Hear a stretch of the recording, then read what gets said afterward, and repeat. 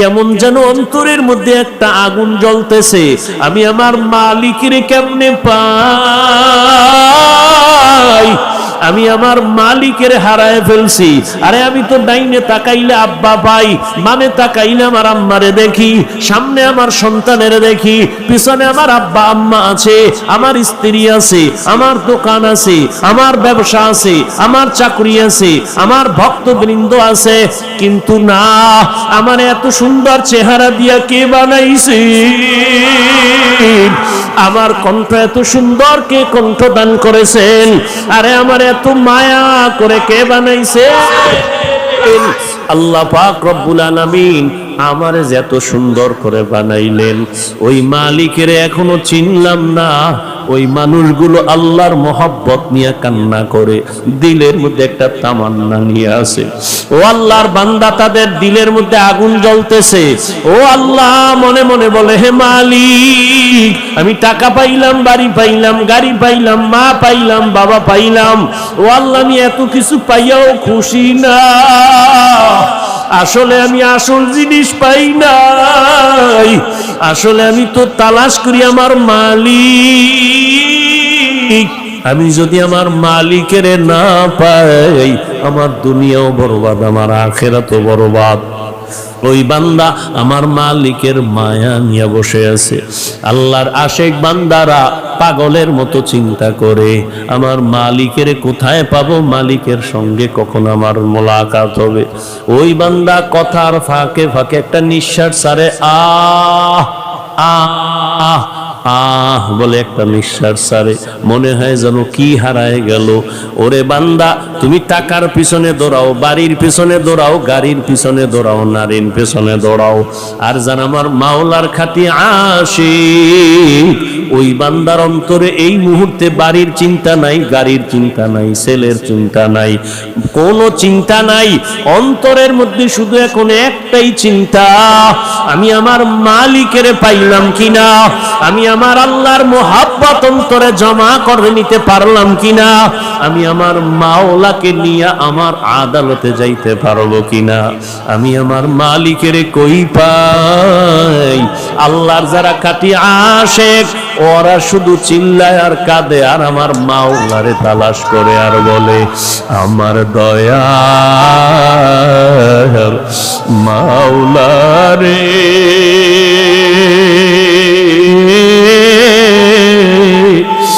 আমার দয়ার মাবুদ রে, কোথায় গেলে পাইব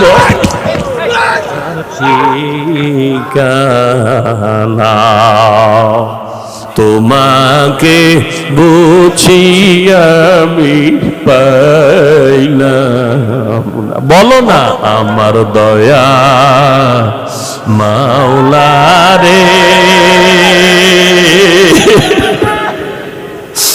আমার মায়ার মাবুদ রে, কোথায় গেলে পাইব তোমার ঠিক।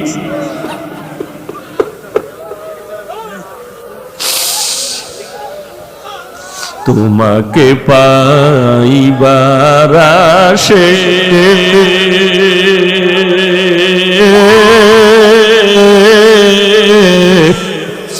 ঘুরি আমি দেশ বিদেশে, কোরআনের বাগানে করলাম বিছানা, আমার দয়ার মাওলা রে,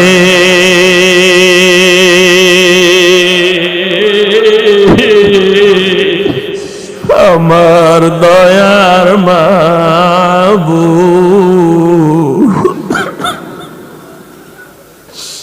তোমাকে বুঝি আমি পাইলাম না, কোথায় গেলে পাইব তোমার ঠিকানা। ও আল্লাহর বান্দারা, টাকা পাইলা, বাড়ি পাইলা, গাড়ি পাইলা, কিন্তু একবারও ভাবছো এরা কেউ তোমার সাথী না, কেউ তোমার আপন না? ওরে যেদিন আজরাইল আসিয়া ধরবে,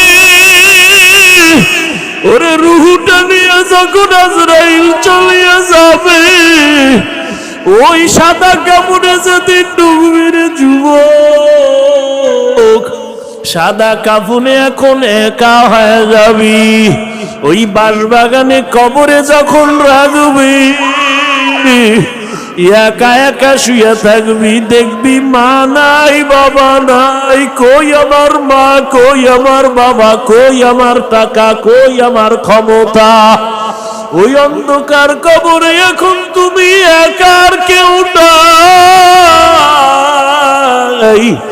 ওই অন্ধকার কবরে মাটি দিয়া যখন সবাই চলে যাবে, এতদিন আমার মা, আমার বাবা, আমার বাড়ি, আমার গাড়ি, আমার ছেলে, আমার মেয়ে, এখন তো দেখি কেউ আমার না, কেউ আমার না, কেউ আমার না, কেউ আমার না। আসলে সবাই আমারে বিদায় দিয়ে আরামে ঘুমায়, সবাই আমারে কবরে রাইখা আরামে খায়। ওই অন্ধকার কবরে দেখলাম আমার মালিক,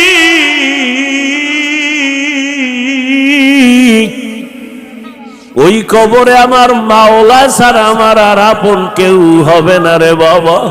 ওই মাওলার একটু আপন বানাও, ইবাদতের মাধ্যমে একটা গুণের মানুষ হও, আমার নবীর তরিকার মালা গলায় লাগাও। ও আমার কলিজার যুবক, ও বৃদ্ধ বাবাজি, মা বোনেরা, জীবনে তো গুনাহ কম করো নাই, আমার মাওলার ভয় নিয়ে তওবা করো। আল্লাহর দেওয়া পানি, আল্লাহর দেওয়া বাতাস, আল্লাহর দেওয়া সূর্যের আলো, চাঁদের আলো ভোগ করতেছো, কিন্তু ওগুলো ভোগ কইরা একবারও কি আমার আল্লাহরে হাজিরা দিয়া বলছো লাব্বাইক? আবার আল্লাহর সামনে কি একবারও সিজদায় পড়ে বলছো সুবহানা রাব্বিয়াল আ'লা? ওরে আমার মাওলা, যদি সিজদায় পড়ে যদি একবার ডাক দিতি, আমার মাওলা কুদরতি পা তোর কপালের নিচে ঢুকায় দিয়া বলতো, বান্দা আয় আয়, জীবনে যত গুনাহ করছো তওবা কর, আমি মাফ করে দিব। আমার দরজা ছাড়িয়া কই যাবি? আর দরজা নাই, যেখানে যাবি জাহান্নামের আগুন।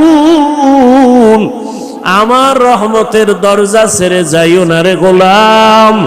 ওরে দাড়ি কামানেওয়ালা ভাই, জাহান্নামের দরজায় বসে আছো, বেপরদায় গিয়া জাহান্নামের দরজায় বসে আছো, এখনো সময় আছে, ফিরিয়ে আসো, আর আমার মালিকের ডাক দাও, অন্তর দিয়া ডাকো আর বলো, হে দয়ার আল্লাহ, জীবনে তো কত নামাজ ছাড়লাম, দাড়ি কাটলাম, বেপরদায় চললাম, মন মতো গুনাহ করেছি, মা বাবার সাথে বেয়াদবি, ওলামায়ে কেরামের সাথে বেয়াদবি, মুরব্বীদের সাথে, শিক্ষকের সাথে বেয়াদবি। আল্লাহর কাছে মনে মনে বলো, আল্লাহ, মরিয়া গেলে তো তুমি ছাড়া আমার আর আপন কেউ হবে না। আজকে থেকে তওবা করে নিলাম, আর নামাজ ছাড়বো না, দাড়ি কাটবো না, বেপরদায় চলবো না, মা বাবারে কষ্ট দিব না, ওলামায়ে কেরামের পরামর্শ নিয়ে, শিক্ষক মুরব্বীদের দোয়া নিয়ে চলবো, নবীর তরিকায় চলবো। আল্লাহর কাছে 2 ফোঁটা চোখের পানি ছেড়ে তওবা করো। তোমার মতো যুবক স্কুলে পড়ে, কলেজে পড়ে, চাকরি করে, ব্যবসা করে, নামাজ ছাড়ে না, দাড়ি কাটে না, তুমি কেন পারবা না? ও আল্লাহর বান্দারা, গুনাহ নিয়ে কবরে গেলে জানুনি কত ভয়ঙ্কর হালাত। দুনিয়াতে একটা মশার কামড় সইতে পারো না, দুনিয়ার সূর্যের গরম সহ্য করতে পারো না। ওরে গুনাহ নিয়ে বেনামাজি অবস্থায় তওবা না করে যদি মরিয়া যাও, ওই কবরে 2 পার্শ্বের মাটির চাপ, ওই কবরে জাহান্নামের আগুনের গরম, সাপ বিচ্ছুর কামড় কেমনে সহ্য করবা?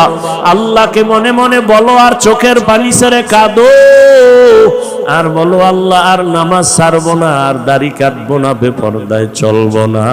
ও দয়ার মালিক, এই ময়দানে তাকায় দেখেন আপনার গোলামরা কেন আসছে, বালুর ভিতরে বসে কি চায়। আয় আল্লাহ একজনকেও খালি ফিরাইয়া দিয়েন না। আয় আল্লাহ সবাইকে তাওবাওয়ালা জিন্দেগি দান করেন। আয় আল্লাহ নবীর আদর্শের উম্মত বানায় দেন। আপনার মারিফত আমাদের সিনার মধ্যে দান করেন, মারিফতের নূর দিয়া সিনাটা ভরপুর করে দেন। আয় আল্লাহ গুণের মানুষ হওয়ার তৌফিক দান করেন, আমিন। আলহামদুলিল্লাহি রাব্বিল আলামিন। والصلاة والسلام على سيد الأنبياء والمرسلين وعلى آله وأصحابه أجمعين يا أرحم الراحمين يا أرحم الراحمين يا أرحم الراحمين। আয় আল্লাহ কুদরতের নজর দিয়ে দেখেন এই বালুর মাঠে বালুর উপরে বসে আছে তারা কারা। ও আল্লাহ তারা কি চায়? আমার তো মনে হয় কেউ টাকা চায় না, বাড়ি চায় না, জাহান্নাম থেকে মুক্তি চায়, গুনাহ থেকে ক্ষমা চায় রে মালিক। আমরা গুনার কারণে জাহান্নামের আসামি হয়ে গেলাম, গুনাহের কারণে হাত না পাক, চোখ না পাক, জিহ্বা না পাক, অন্তর না পাক। আয় আল্লাহ গুনার কারণে দিলটা পাথর শক্ত, চোখে পানি নাই। কান্নাওয়ালা চক্ষু দান করেন আল্লাহ, কান্নাওয়ালা চক্ষু দান করেন, কান্নাওয়ালা চক্ষু দান করেন। জিকিরওয়ালা জিহ্বা দান করেন, আখিরাতের ফিকিরওয়ালা কলব দান করেন। সুলাইমান নবী পিপিলিকার আওয়াজ শুনলেন। পিপিলিকার থেকে কি আমরা জানলাম? পিপিলিকার বয়ানটা জাতির জন্য এমন একটা উপদেশ, দয়াময় আল্লাহ পিপিলিকার নাম দিয়েই সূরা নাজিল করেছেন, সূরায়ে নামল। ঠিক নি? নবীজি বলেন এই পিপিলিকা, কোটি কোটি কোটি কোটি পিপিলিকার মধ্যে নবী সুলাইমানের কথা শ্রবণ করেছে। নবী যেই পিপিলিকার এটা জান্নাতে যাবে। তাহলে সব পিপিলিকা সমান, কিন্তু ওই পিপিলিকার দাম বেশি। সবাই তো পিপিলিকা, তবে সুলাইমান নবীর পিপিলিকার মতো সব পিপিলিকা দামি না। ওজায়ের আলাইহিস সালামের গাধার ঘটনা আছে কোরআনে। ওই গাধা আল্লাহর জান্নাতে যাবে, কুকুর জান্নাতে যাবে। মুসা নবীর ঘটনা আছে সূরার মধ্যে, সূরা বাকারায়। কিয়ামতের দিন এই গরু গাভীটা আল্লাহর জান্নাতে যাবে। সবাই তো মানুষ, কিন্তু সব মানুষ আল্লাহর কাছে দামি না। সবই তো গরু আছে জমিনে, অভাব নাই, কোটি কোটি গরু। মুসা নবীর জীবনের এই গরুটার মতো কোনো গরু দামি না। উট আছে জমিনে ও হাজারো কোটি, কিন্তু রহমতুল লিল আলামিনের বাহনের মতো দামি উটনি একটাও না। সালেহ নবীর সোহবত প্রাপ্ত উটনি একটাও না। ঠিক জমিনে কোটি কোটি মানুষ, হিন্দু আল্লাহর বান্দা, ইহুদিও আল্লাহর বান্দা, খ্রিস্টানও আল্লাহর বান্দা, কিন্তু সবাই আল্লাহর প্রিয় বান্দা না।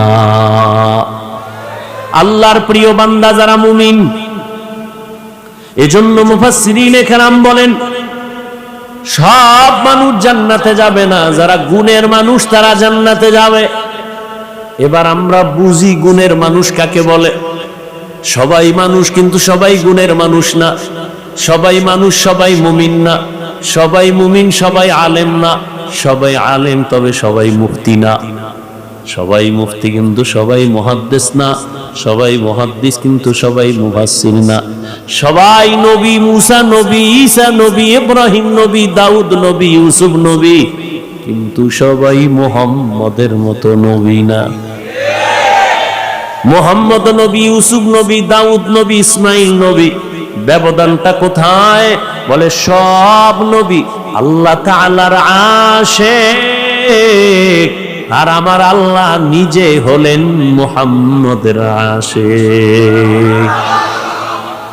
ইমামুল আউয়ালিনাল আখিরিন বহরে সাদকা রাহমাতাল লিল আলামিন সাইয়্যিদুল কাউনাইন খাতমুল মুরসালিন আখিরামত বুদে ফখরুল আউয়ালিন।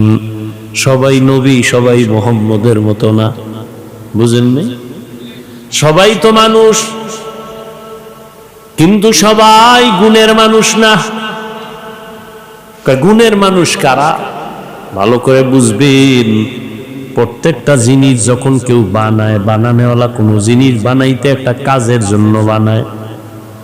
মাইকওয়ালা মাইক বানানোর সময় একটা কাজের জন্য বানাইছে, না কামের জন্য? কথা বলেন না কেন? মাইকের কাজ কি কয়? আওয়াজ দিবে, আস্তে নিয়ে যাবে দূরে জোরে। কথা হলে কি বুঝলাম? কয় মাইকওয়ালা মাইক বানাইছে আওয়াজ দেওয়ার জন্য। যেই জিনিসটা যেই কাজের জন্য বানায়, ওই কাজ হলো ওই জিনিসের গুণ। তাহলে মাইক বানাইছে আওয়াজ দেওয়ার জন্য, বলেন মাইকের গুণ কি? আওয়াজ দেওয়া। বাতিওয়ালা বাতি বানাইছে আলো দেওয়ার জন্য, বলেন বাতির গুণ কি? আলো দেওয়া। ঘড়িওয়ালা ঘড়ি বানাইছে টাইম ঠিক মতো দেওয়ার জন্য, বলেন ঘড়ির গুণ কি? পাখাওয়ালা পাখা বানাইছে বাতাস দেওয়ার জন্য, বলেন পাখার গুণ কি?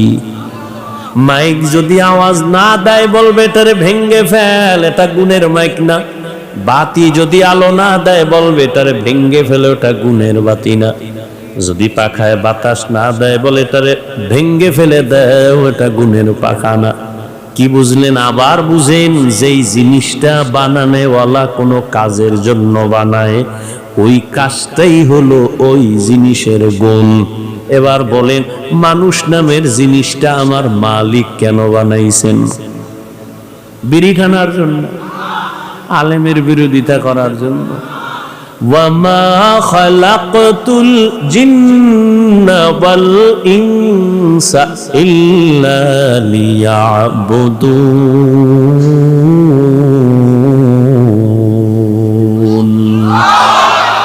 মা খালাকতুল জিন্না ওয়াল ইনসি বাখাজুজ ইবাদাত মিস্তে মাকসুদ আজাহা।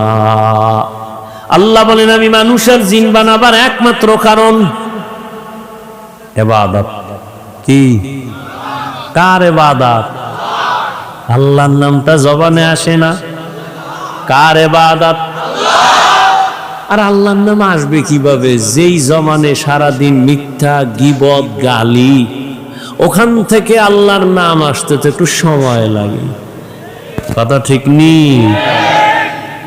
जिंदगी में बंदगी तू करना है, जिंदगी में बंदगी तू करना है, जिंदगी बे बंदगी शर्मिंदा है, जिंदगी बे बंदगी शर्मिंदा है। दुनिया में हो दुनिया का तालबगार ना हो, बाजार से गुजरो हो खरीदार ना हो, ये दुनिया एक मिसले कागज़ फूल है, ये दुनिया एक मिसले कागज़ फूल है, जिंदगी में बंदगी तू करना है, जिंदगी में बंदगी तू करना है, जिंदगी बे बंदगी शर्मिंदा है, जिंदगी बे बंदगी शर्मिंदा है। आए थे हम कुछ न कुछ खरीदने को,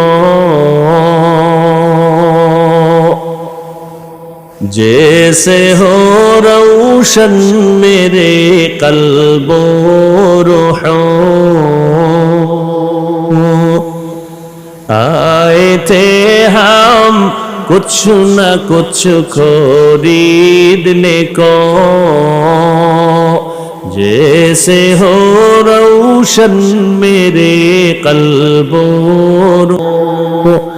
वरना कोई चारा दो जहां में नहीं, वरना कोई चारा दो जहां में नहीं। जिंदगी में बंदगी तू करना है, जिंदगी में बंदगी तू करना है। जिंदगी बे बंदगी शर्मिंदा है, जिंदगी बे बंदगी शर्मिंदा है।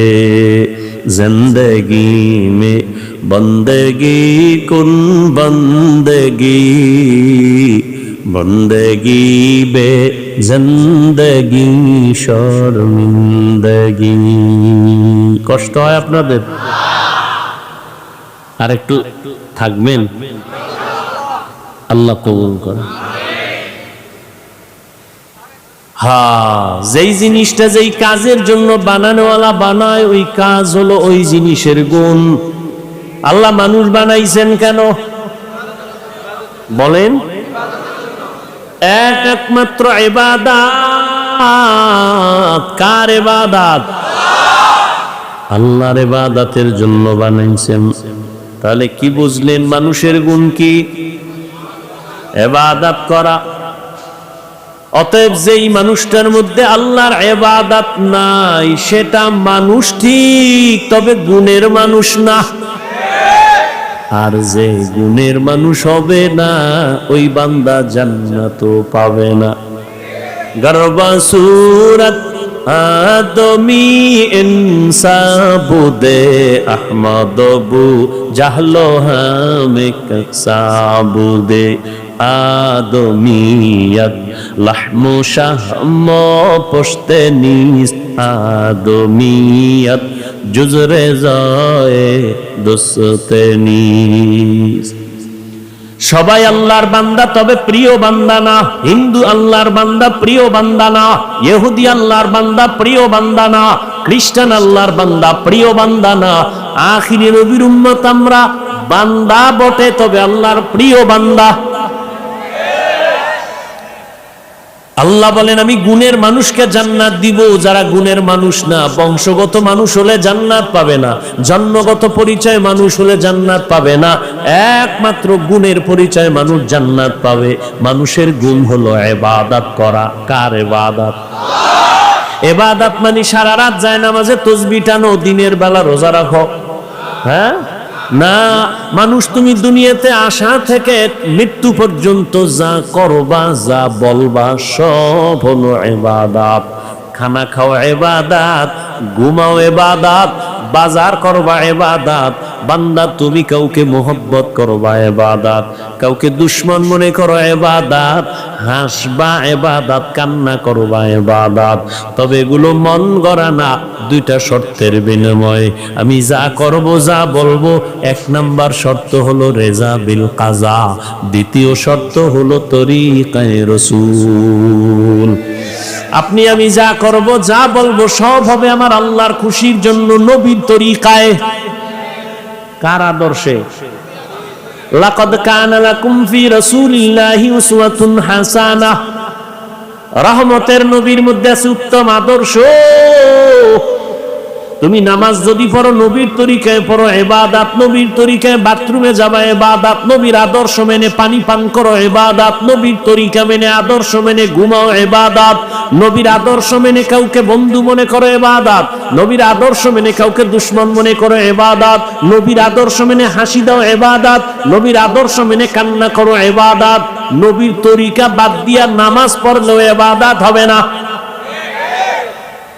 নবীজির তরিকা আদর্শ বাদ দিয়া বান্দা রোজা রাখবা ইবাদত হবে না। ও যুবক, একটু আমাকে জবাব দাও, আমার নবীজির আদর্শ থেকে দামি আর আদর্শ কারো কাছে আসেনি? যদি কেউ দাঁড়ায় বলতে পারো হাফিজ ভাই, মদিনার নবীর আদর্শ থেকে শেখ মুজিবুর রহমান সাহেবের আদর্শ বড় ভালো, আল্লাহর জাতের কসম আমি নবীরটা বাদ দিয়া শেখ মুজিবেরটা নিব। কেউ যদি দাঁড়ায় বলতে পারো মদিনার নবীর আদর্শ থেকে জিয়াউর রহমান সাহেবের আদর্শ ভালো, আমি মদিনার নবীরটা বাদ দিয়া জিয়া সাহেবেরটা নিব, পারবি? ওরে বাবা, জিয়া কেন, শেখ মুজিব সাহেব কেন? এই জমিনে আরো কত পণ্ডিত ছিল। আব্রাহাম লিঙ্কনের আদর্শ, মাও সেতুনের আদর্শ, লেনিনের আদর্শ, কালমার্সের আদর্শ, এক কথায় জবাব, দুনিয়াতে সব আদর্শগুলো হলো নাপাক, একমাত্র মদিনাওয়ালা নবীর আদর্শই হলো পাক। নবীর আদর্শ কেমন পাক, আর দুনিয়ার সব মানুষের আদর্শ কেন না পাক? দুনিয়ার মানুষ আদর্শ বানায় গেছি, আইয়া আইয়া একদল কয়দারে পরিবর্তন করো, সংশোধন করো, কিন্তু আল্লাহ যে নবীর দিয়ে আদর্শ দিছেন, কিয়ামত পর্যন্ত কোনো পরিবর্তন লাগবে না। নবীর আদর্শ কত সুন্দর, আঙ্গুলের নখগুলো কেমনে কাটবা সেখানেও নবীর আদর্শ আছে, কেমনে নখ রাখবা সেখানে নবীর আদর্শ, কেমনে তুমি টুপি পরবা নবীর আদর্শ, কেমনে জুতা পরবা এখানেও নবীর আদর্শ আসেনি? আর কোন পণ্ডিতের আদর্শের মধ্যে জুতা পরার নিয়ম আসেনি? আছে? নাই। ঘরে ঢুকবা কেমনে নবীর আদর্শ, বের হইবা কেমনে নবীর আদর্শ, খানার লোকমা কেমনে মুখে দিবা নবীর আদর্শ, পানি কেমনে পান করবা নবীর আদর্শ। পৃথিবীর আর কোন পণ্ডিতের এইরকম আদর্শ নাই যে কেমনে পানি পান করব।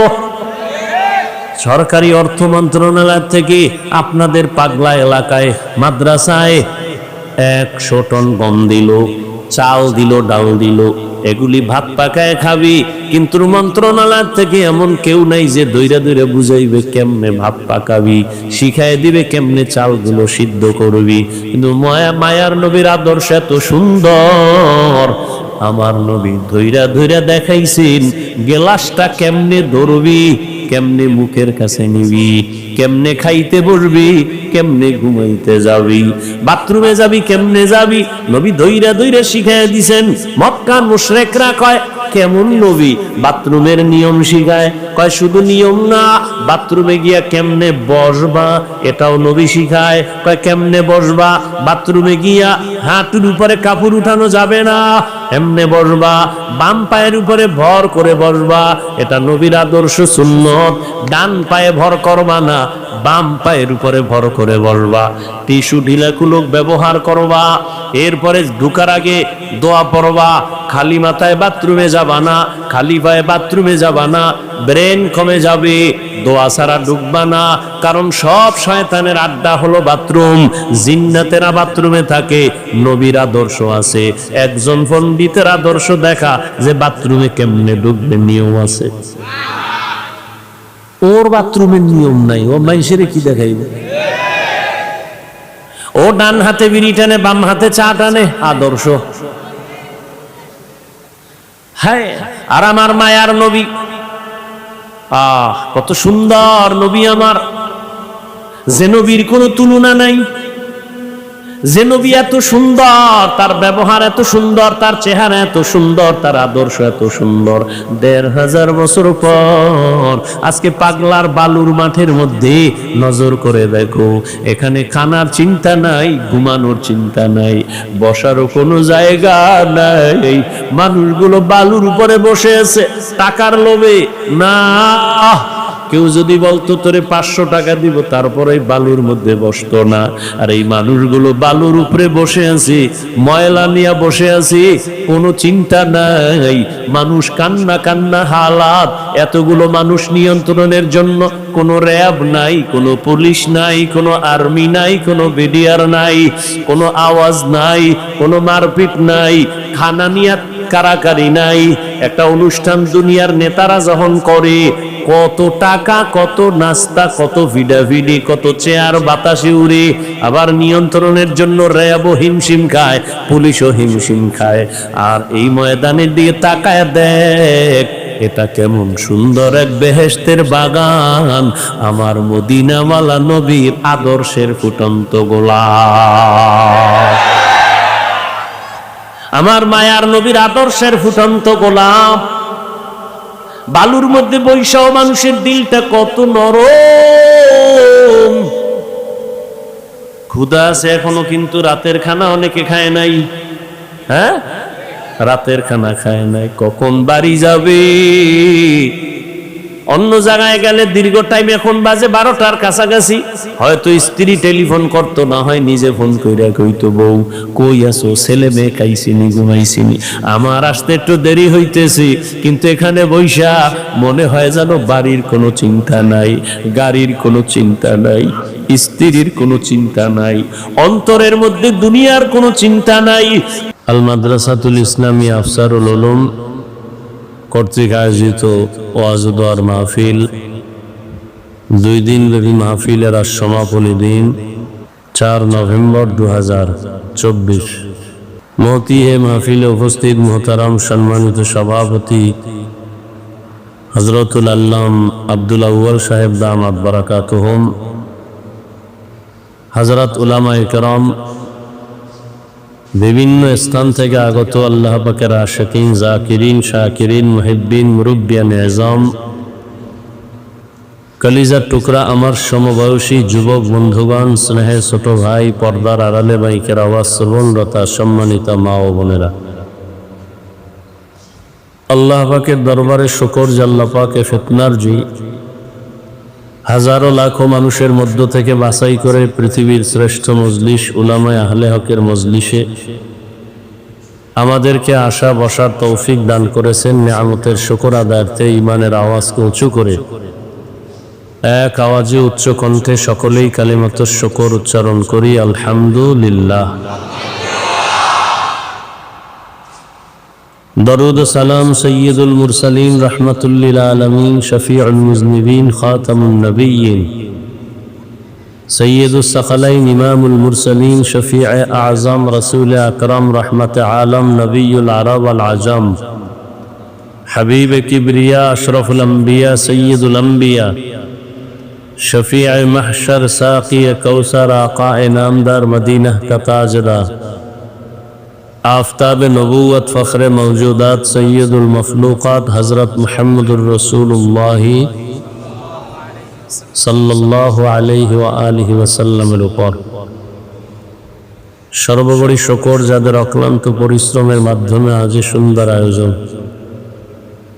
সময় পরামর্শ অর্থ দিয়ে দোয়া করে উপস্থিত হয়ে মাইক লাইট প্যান্ডেলের ব্যবস্থাপনার মাধ্যমে সহযোগিতা যারা করেছেন, প্রত্যেককে আল্লাহ পাকের খিদমতের বরকতে দুনিয়াতে শান্তি, পরকালে চিরমুক্তির ব্যবস্থা করে দিন।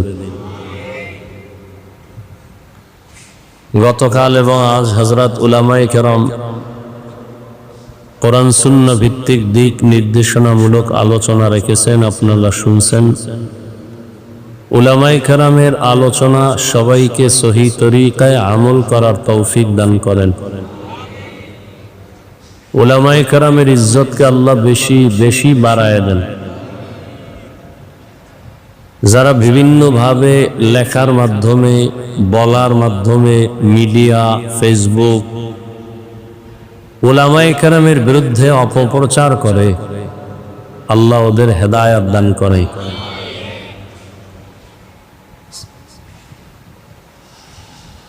আমি আপনাদের দোয়া নেওয়ার জন্য আসছি এবং খুব সংক্ষিপ্ত কয়েক টুকরো কথা বলার জন্য কোরআনে হাকিমের এক সূরাতুর রহমানের কয়েক টুকরা আয়াত পড়েছি, নবীজির হাদিস থেকে একে হাদিস পড়েছি। ইখলাস ও রুহানিয়তের সমন্বয়ে কিছু কথা আমাকে বলার মতো সহি তরিকায়, সহি নিয়তে সহি কিছু কথা আমার আপনার সকলের জন্য আল্লাহ তৌফিক দান করেন।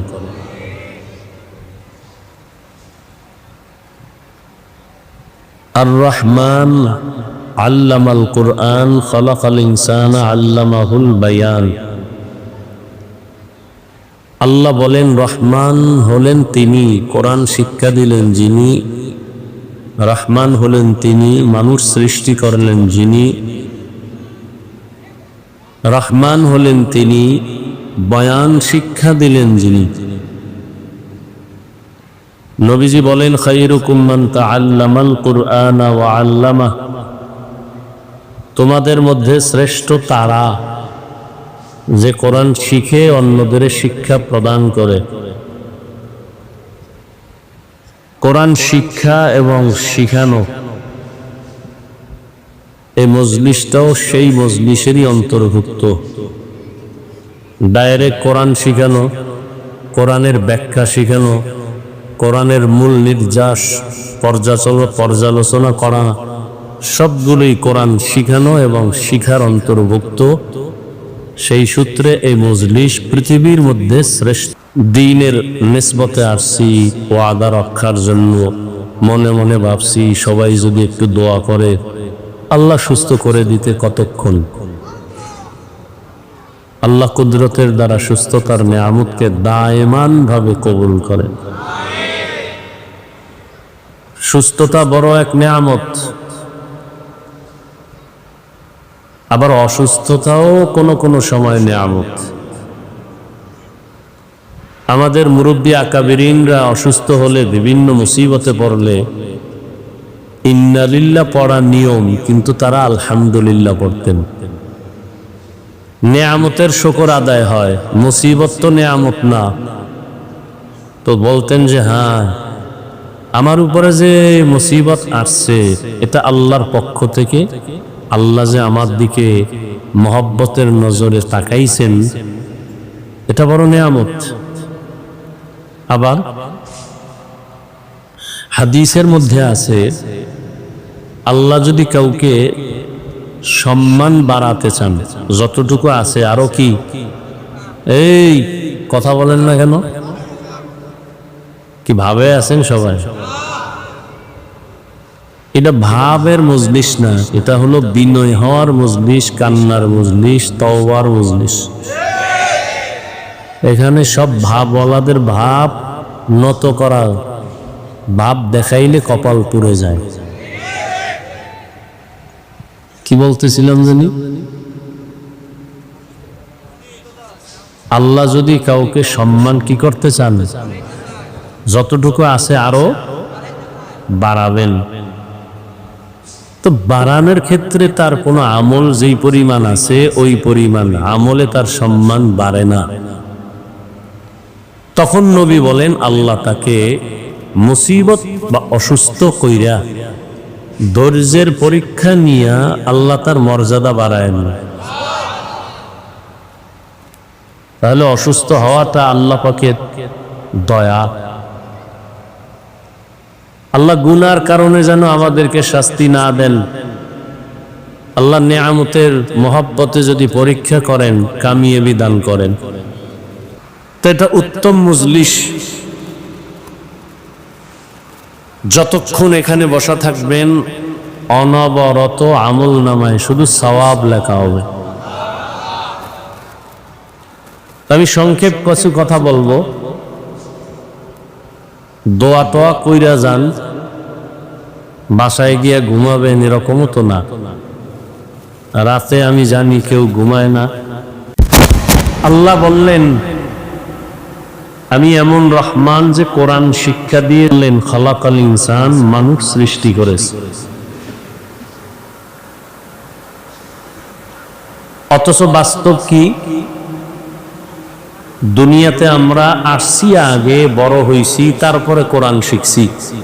তাহলে কি হবে? আমরা আগে আসছি, সৃষ্টি আগে, শিক্ষা আমাদের পরে। কিন্তু আল্লাহ বলেন না, আমি আগে কোরআন শিখাইছি পরে মানুষ বানাইছি। আল্লাহ উল্টা বললেন কেন? ফিআলুল হাকিম লা ইয়াফলু আনিল হিকমা, হাকিমের কোনো কাজ কোনো কথা হিকমত থেকে খালি না, জ্ঞান থেকে জ্ঞানীদের কথা শূন্য না। আল্লাহ উল্টা বলছেন যে আমি আগে কোরআন শিখাইছি পরে মানুষ বানাইছি। আমাদের বিবেকের উল্টা, বাস্তবতার উল্টা। মুফাসসিরিন কেরাম বলেন এটাই সঠিক, আমাদের বুঝের দুর্বলতা। আল্লাহর কথা সব ঠিক, আল্লাহর কথায় কোনো ভুল নাই, কোনো উল্টা নেই। তাহলে এটা কেমনে ঠিক? এই ঠিক কেমনে এটা বুঝাইতে যতটুকু সময় আপনাদের ধৈর্যের উপরে চেষ্টা করব। ওয়ামা তৌফিকি ইল্লা বিল্লাহ, আল্লাহ তৌফিক দান করেন। দুনিয়া বড় কঠিন হয়ে গেছে, ইবাদত করবেন, দ্বীনের কাজ করবেন, খুব কঠিন। একজন আল্লাহর ওলি বলছিলেন যে ঈমান নিয়ে মরব পরের কথা, বেঁচে থাকা কঠিন। মানুষ অন্যায়ের উপরে চলতে চলতে এমন অবস্থা যে এখন ভালো কথাটাকে অন্যায় মনে করে, মিথ্যার উপরে চলতে চলতে এমন অবস্থা হয়েছে এখন সত্য কথাটাকে মিথ্যা মনে করে। ভালো কথা শুনবে না, বলে হুজুর বেশি বুঝে। ইমাম সাহেব একটা ভালো কথা বলছে কিন্তু ওই লাইনে মানুষ নাই, কেন? হুজুর বেশি বুঝে, বেশি কথা কয়।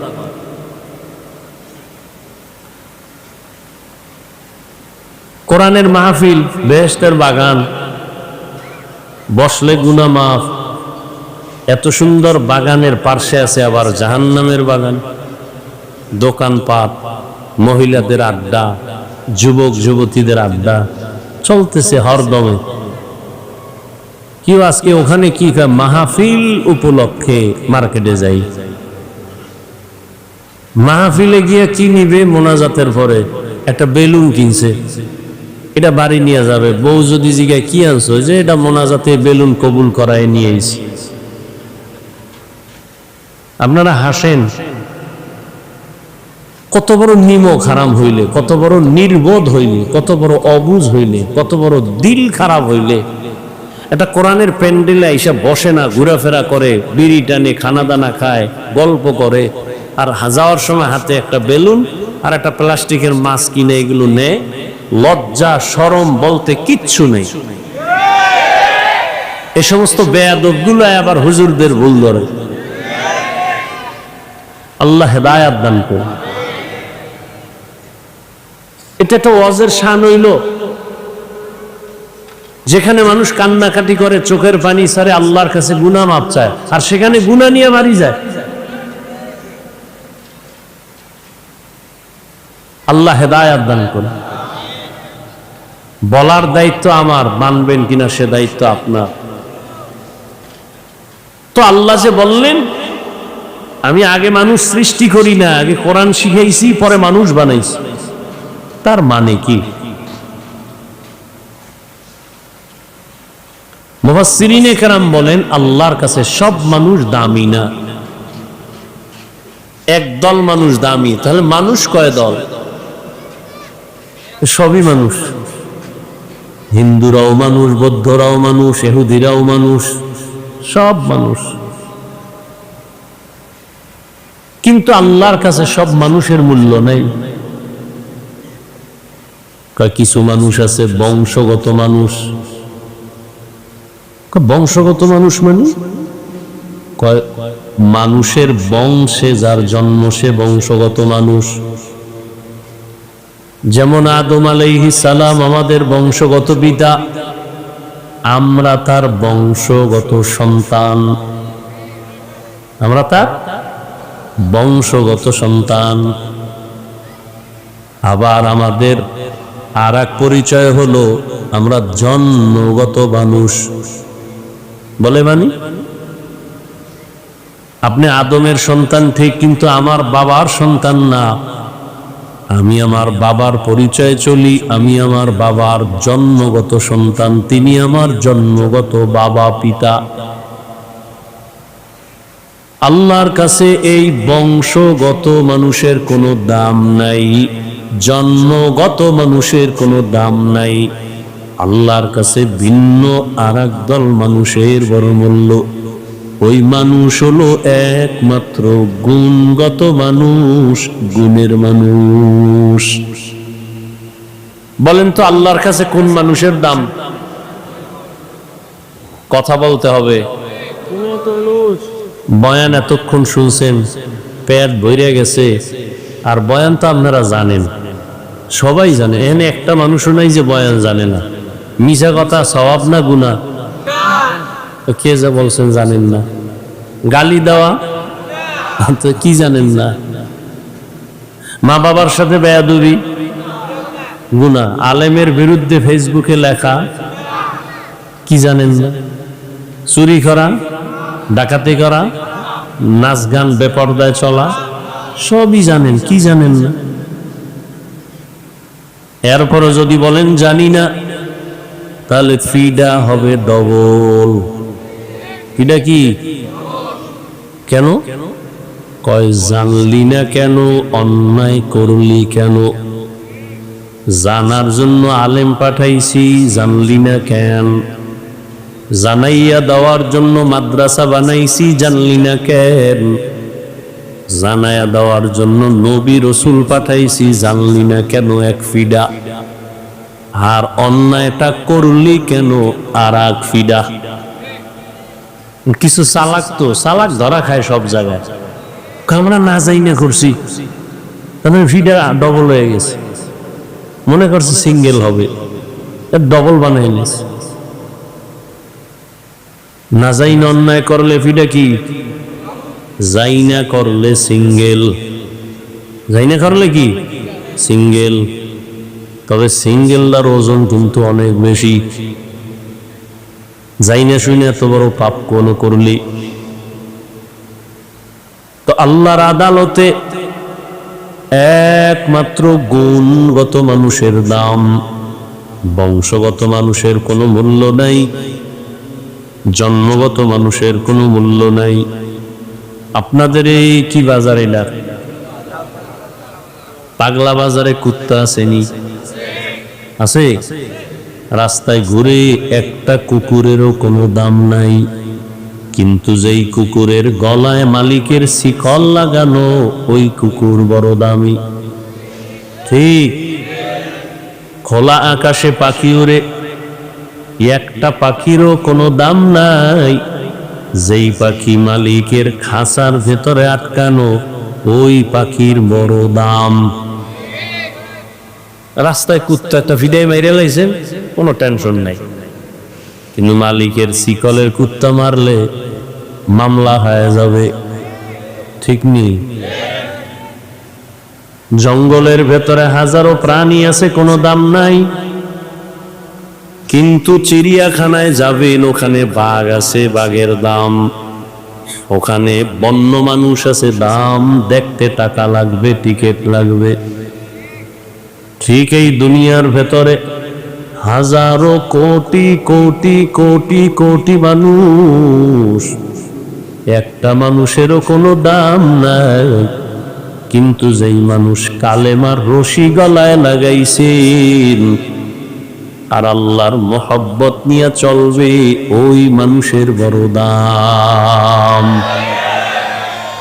গর্ব সুরত आदमी इंसा बुदे अहमद बू जहलो हम एक साबुदे आदमीरा आदमीयत लाजिमस्त औदेरा गर्बुना बशुद ही जमास्त आदमीयत लहमो शाहमो पुश्ते नीस्त आदमीयत जुजरे जोए दोस्ते नीस्त। সবাই মানুষ, সবাই কি? কিন্তু সবাই মুমিন না। কে? সবাই কি না? আবার সবাই মুমিন, কিন্তু মুমিনদের ভিতরে সবাই আমলওয়ালা না, আবার সবাই আমলওয়ালা কিন্তু সবাই ইখলাসওয়ালা না, তাকওয়াওয়ালা না। ব্যবধান আছে না নাই? ভালো করে বুঝেন। দুনিয়াতে কুকুর, হাজার হাজার কুকুর, কোনো দাম নাই। এটা একভাবে বুঝাইছি, এবার আর একভাবে বুঝেন। হাজারো লাখো কুকুর আছে জমিনে, কোন কুকুরের দাম নাই। ওই কুকুর এত দামি, একটা কুকুর আছে এত দামি, কিয়ামতের দিন ওই কুকুর জান্নাতে যাবে।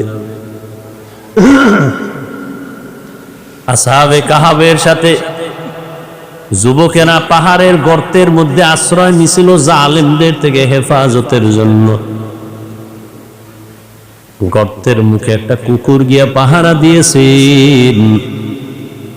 সূরা কাহাফের মধ্যে ওর বয়ান চলে আসে। কিতমির নামের কুকুর, আল্লাহর নবী বলেন জান্নাতে যাবে। জমিনের মধ্যে উটনির অভাব নাই,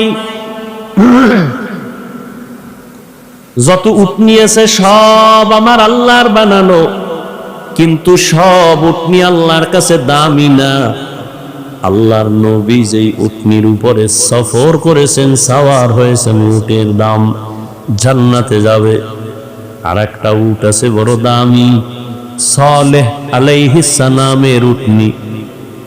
ওই ইরাকের বর্ডারে আল উলা জায়গার নাম, সৌদির শেষ, ওখানে পাহাড়।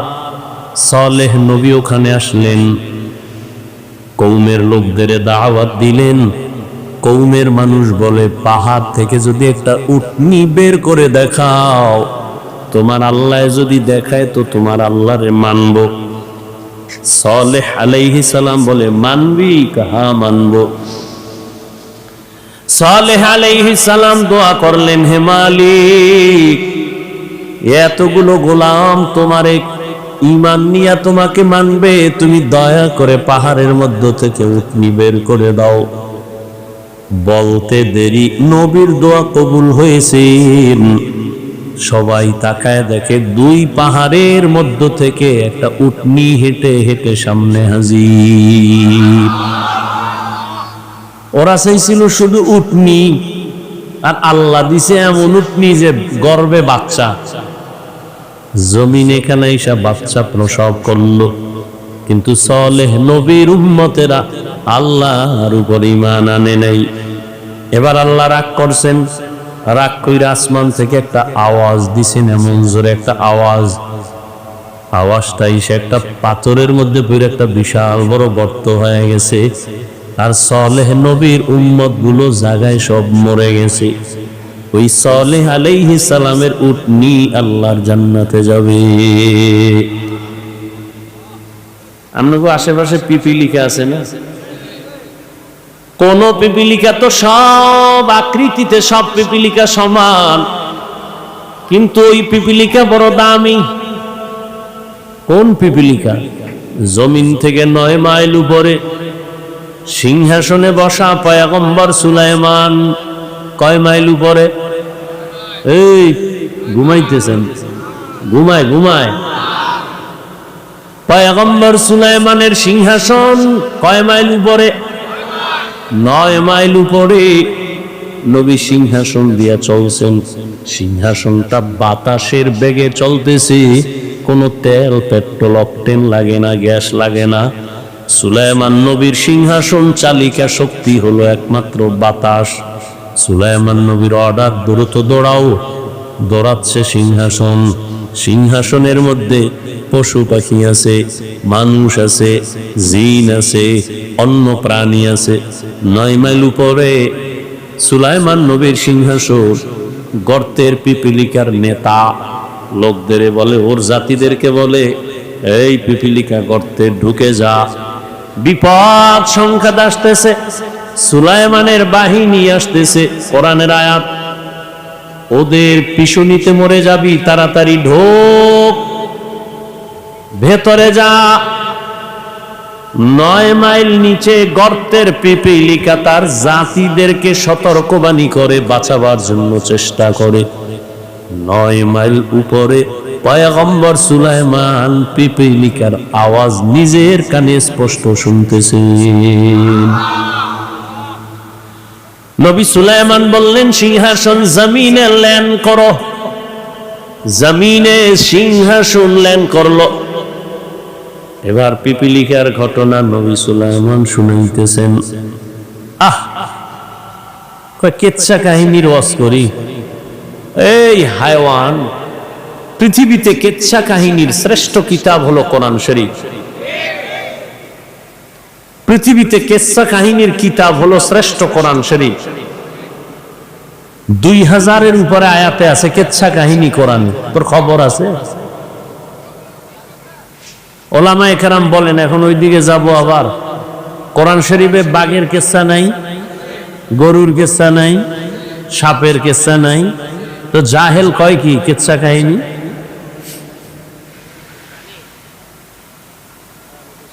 মান্দার গাছ চিনেননি, কাটাওয়ালা, এটা লাগায় কেউ আম চাইলে হবে? তো বেনামাজির ঘরে নামাজি আসা খুব অস্বাভাবিক। বেয়াদবের ঘরে আদবওয়ালা তৈরি হওয়া খুব কষ্ট। আল্লাহ হেদায়াত দান করে। একটা কথা বলি, মনে রাখেন, পারলে লেখে আর টানায় রাখেন। আল্লাহ যদি কারো উপরে রাগ করেন, বেজার হন, তার প্রথম পরিচয় সে আলেমের বিরোধিতা করবে। আলেমের বিরোধিতা করা এটা প্রথম পরিচয় যে আল্লাহ তার উপরে অসন্তুষ্ট, বেজার। আর আমি তো সারা বাংলাদেশে বলি, যারা ওলামায়ে কেরামের বিরুদ্ধে লেখালেখি করে